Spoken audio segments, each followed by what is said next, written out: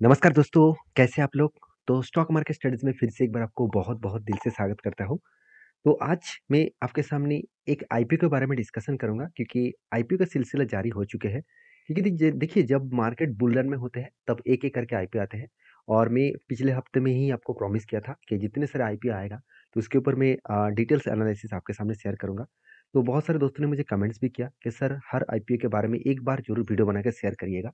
क्योंकि किसी भी आईपीएस के ऊपर खरीदारी करने से पहले ज़्यादा जानकारी नहीं रहते हैं, तो इसलिए जानकारी अगर मिले तो अच्छी बात है। तो जितना जानकारी मुझे मिला, तो वो मैं आपके साथ शेयर कर रहा हूँ और शायद आपको और भी जानकारी चाहिए तो आपको खुद स्टडी करना पड़ेगा। तो प्लीज़ इस वीडियो को लास्ट तक देखिए और अभी तक अपने चैनल को सब्सक्राइब नहीं किया तो ज़रूर कर लीजिएगा। कंटिन्यूअसली इन्फॉर्मेशन और अपडेट्स पाने के लिए चैनल के ऊपर बने रहिएगा। और हाँ, इस आईपीओ में जितने सारे बातचीत मैं करूँगा, वो टोटली डेटा बेसिस में मतलब जितने डेटा मुझे मिला, उस डेटा मैं आपके साथ शेयर करूँगा। आईपीओ में निवेश करना है कि नहीं करना है वो आपके ऊपर डिपेंड करेगा। मतलब आपके ऊपर डिपेंड करेंगे पूरा का पूरा क्योंकि इन्वेस्टमेंट खुद के हिसाब से करना चाहिए और सीखना हर किसी के साथ मतलब हर किसी के पास से सीखना चाहिए। तो आज जिस कंपनी के बारे में बात करूंगा वो एक फार्मास्यूटिकल्स कंपनी है और जिस कंपनी का नाम है इनोवा कैप्टिव लिमिटेड। तो इनोवा कैप्टिव लिमिटेड जो एक फार्मास्यूटिकल इंडस्ट्री से बिलोंग करते हैं और इस इंडस्ट्रीज में बहुत सारे प्लेयर्स हैं, बहुत सारे लीडर लीडर प्लेयर हैं। और इस इंडस्ट्रीज में खुद को स्टेबल करना, खुद को आगे बढ़ाना इतना आसान नहीं है।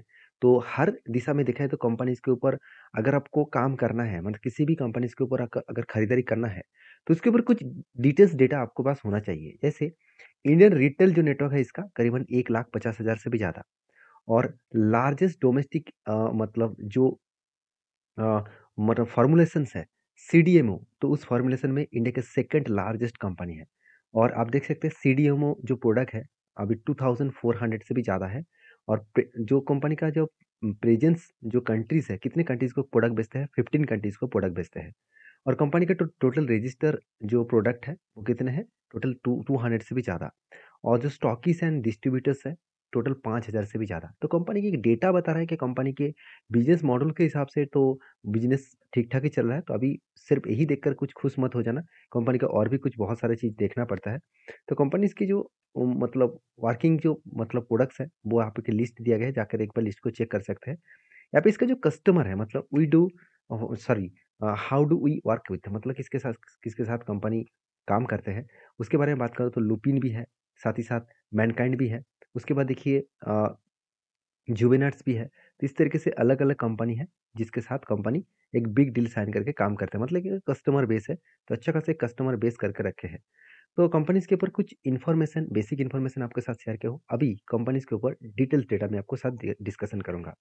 तो आईपीओ के जो डिटेल्स हैं, उसके बारे में चर्चा करूँ, तो देखिए कंपनी के बारे में बात करूँ तो इनोवा कैपिटल लिमिटेड जो है, वो सिर्फ इंडिया में नहीं, ऑल ओवर वर्ल्ड में अलग-अलग कंट्रीज़ को प्रोडक्ट को बेचते रहते हैं और 600 से भी ज़्यादा इसका जेनेरिक टाइप का प्रोडक्ट्स है, मतलब जेनेरिक टाइप का मेडिसिन्स भी है। और मेडिसिन इंडस्ट्रीज़ में मतलब फार्मा इंडस्ट्रीज़ में एक पॉइंट आपको हमेशा याद रखना होगा, इस सेक्टर में बहुत ज़्यादा कॉम्पिटिशन है, बहुत ज़्यादा कॉम्पिटिशन है। कितना कॉम्पिटिशन मैं अभी आपको दिखाऊँगा। उससे पहले इस चीज़ को देखिए, कंपनी का जो प्रोडक्ट है, वो सारी चीज़ों को यहाँ पे डिस्कशन किया गया है। अभी देखिए कंपनी के ऊपर एक बेसिक इन्फॉर्मेशन आ चुके हैं, अभी कंपनी का फाइनेंशियल डिटेल्स देखना बहुत ज़रूरी है। देखिए, कंपनी के फाइनेंशियल डिटेल्स के बारे में बात करूँ तो कंपनी का एसेट, जो 2021 में कंपनी का एसेट था करीबन 369 करोड़। एक एक मतलब एक राउंड फिगर में आपको बता रहा हूँ, आप टोटल डिटेल्स यहाँ पे देख सकते हैं। और ये जो डेटा आपको दिखा रहा हूँ, वो चित्तारगढ़ डॉट कॉम इस साइट के ऊपर दिखा रहा हूँ। आप जाकर खुद इस साइट को विज़िट करके सारे डेटा को देख सकते हैं, बहुत शानदार साइट है। और इसके बाद देखिए मार्च का जो डेटा है 2022 का 575 करोड़, उसके बाद मार्च 2023 में 704 करोड़ और उसके बाद देखिए जून तक जो डेटा है वो 1000 करोड़। चलो इस डेटा को मैं अवॉइड कर ही लेता हूँ, मैं year of year basis data दिखा दूँ। तो रेवेन्यूज़ का जो ग्रोथ है वो देखिए 400 करोड़ से बढ़ के हो चुके हैं 900 करोड़। इसका मतलब लास्ट 3 इयर्स में कंपनी का अच्छा खासा डबल के आसपास कंपनी का रेवेन्यू ग्रोथ हुआ। Profit before taxes sorry profit after taxes tax पे मतलब पेमेंट करने से बाद मतलब पेमेंट करने के बाद कंपनी का जो प्रॉफिट हुआ वो 34 करोड़ था, वो बढ़ के हो चुके 67 करोड़। इसका मतलब यहाँ पे भी प्रॉफिट अच्छा खासा ग्रोथ हुआ। उसी तरीके से नेटवर्क के बारे में बात करूँ तो 144 करोड़ से बढ़ के हो चुके हैं 276 करोड़। इसका मतलब नेटवर्क भी बढ़ा, प्रॉफिट भी बढ़ा, रेवेन्यू भी बढ़ा। उसके साथ-साथ रिज़र्व एंड सरप्लस, कंपनी का रिज़र्व एंड सरप्लस बहुत इम्पोर्टेंस है क्योंकि आपके पास कितना रिज़र्व है, कितना सरप्लस है। मान के चलिए आपका एक दुकान है, उसमें आप 100 प्रोडक्ट लेकर काम कर रहे हैं, तो आपका डेली बेसिस कस्टमर 50 आ रहा है, तो आपका आज 50 कस्टमर 50 माल लेके चले गए, तो कल के लिए फिर से 50 आएगा, तो बाकी 50 भी चला जाएगा, तो 100 के 100 चला जाएगा। तो आपके पास कितना रिज़र्व है? रिज़र्व अगर नहीं है, तो तीसरे दिनों में जो कस्टमर आएगा, वो तो माल खरीदारी नहीं कर पाएँगे। तो फिर रिज़र्व एंड सरप्लस बहुत ज़्यादा होना चाहिए। तो इसलिए देखिए रिज़र्व एंड सरप्लस लगातार बढ़ते चले गए। टोटल जो बोरिंग्स, इस चीज़ों का मुझे थोड़ा-सा वीकनेस लगा क्योंकि कंपनी का बोरिंग्स एकदम ना के बराबर था, 45 करोड़ के आसपास, वो बढ़ के हो चुके 235 करोड़ के आसपास। और कंपनी जो आईपीओ लेके आ रहा है, तो वो मेन वजह है, कुछ वजह जो इसका मतलब प्रोमोटर है, वो माल बेचकर भागना चाहते हैं, मतलब खुद का स्टेक को बेचना चाहते हैं। और दूसरी बात, इस कंपनी के ऊपर जो बोरिंग्स है, उसको भी मिटाने के लिए, बिज़नेस को इम्प्रूव करने के लिए भी आईपीओ लेके आया है। तो चलो उसके बारे में भी चर्चा कर लेते हैं। उससे पहले इस डेटा को देख लीजिए, इसका जितने सारे कंपटीटर है, मतलब जितने सारे कंपटीटर के साथ कंपनी टक्कर ले रहा है, तो उसका ग्रोथ कितना है, उसका परफॉर्मेंस कितना अच्छा है। देखिए सबसे पहले ऊपर में इस कंपनी का नाम है इनोवा कैपिटल लिमिटेड, जिसका फेस वैल्यू कितना है, 10 है। 10 का फेस वैल्यू लेकर मार्केट में लिस्टिंग होने जा रहा है।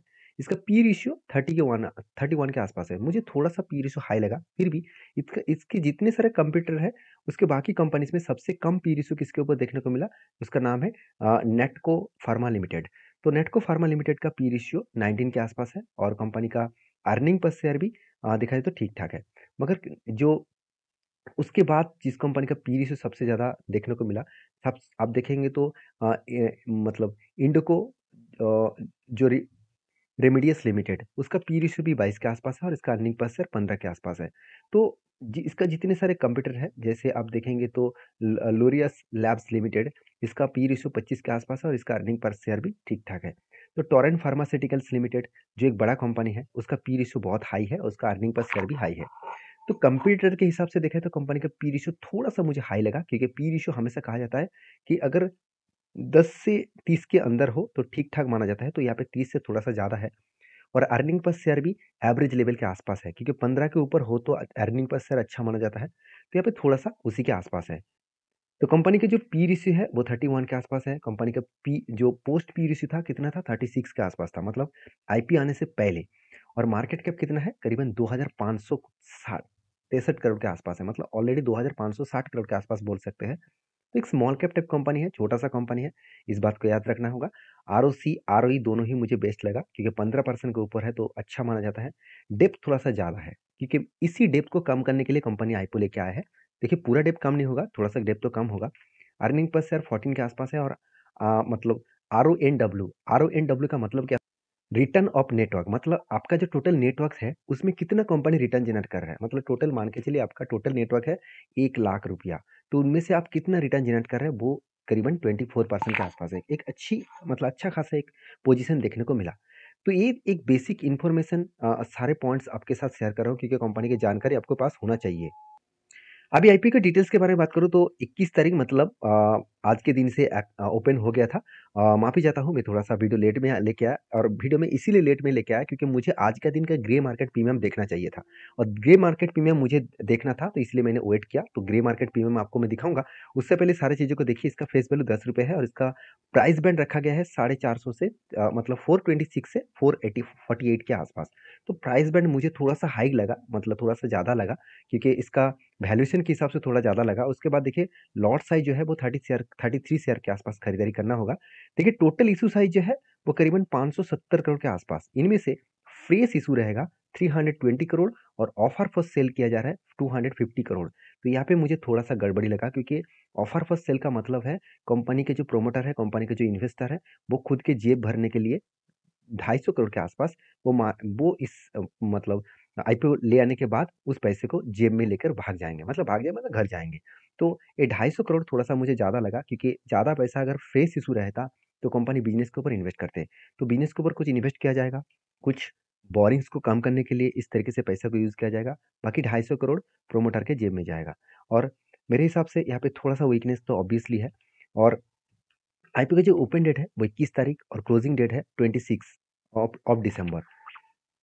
तो आप कहेंगे सर 26 ऑफ दिसंबर इतना दिन क्यों? क्योंकि देखिए बीच में सैटरडे, संडे भी है, उसके साथ-साथ मंडे के दिन भी आपको छुट्टी है क्योंकि 21st दिसंबर है, क्रिसमस डे है, तो इसलिए उसके बाद 26 तारीख को लास्ट डे रहेगा। तो 3 दिन आपको मिलेगा, ऑलरेडी 1 दिन हो चुके हैं, कल के दिन आपको मिलेगा और उम, मतलब ट्यूसडे के दिन आपको मिलेगा। तो आपको आईपीओ में मतलब एलोकेट हो जाते हैं आप, तो 27 तारीख को आपको अलॉटमेंट आ जाएगा। उसके बाद आपको अगर आईपीओ ना मिला, तो 28 तारीख को आपको पैसा वापस किया जाएगा। आपको अगर आईपीओ मिल गया तो क्रेडिट हो जाएगा डीमैट अकाउंट में 28 तारीख को और 29 तारीख का लिस्टिंग गेन देखने को मिलेगा। तो एक आईपीओ का बेसिक इन्फॉर्मेशन मैं आपके साथ इन्फॉर्मेशन सारे के सारे इन्फॉर्मेशन आपके साथ शेयर किया हूँ और एक लॉट खरीदने के लिए आपको करीबन 14,700 के आसपास आपको इन्वेस्टमेंट करना पड़ेगा।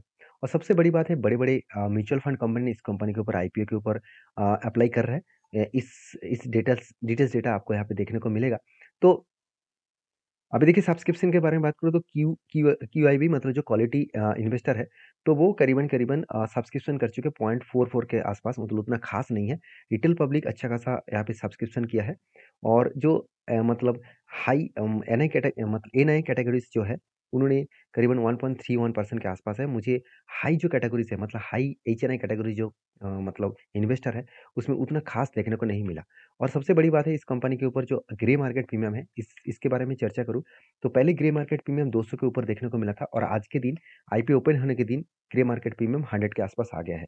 तो इसका इसका मतलब बहुत ज़्यादा वोलेटिलिटी देखने को मिला है। तो एस्टिमेट किया जा रहा है कि जो लिस्टिंग गेन देखने को मिलेगा वो 548 के आसपास देखने को मिल सकता है। देखिए ग्रे मार्केट प्रीमियम देखकर आप खुश मत हो जाना कि आईपीओ का प्राइस बैंड है 450 रुपीज़ और मुझे प्राइस बैंड देखने को मिला है 550 रुपीज़, तो इसका मतलब मुझे तो प्रॉफिट तो मिलेगा। तो देखिए ऐसे कोई 100% कोई गारंटी नहीं है कि ग्रे मार्केट प्रीमियम आपको अच्छा दिखे और लिस्टिंग गेन आपको अच्छा होगा, ऐसे हो हमेशा होता नहीं है।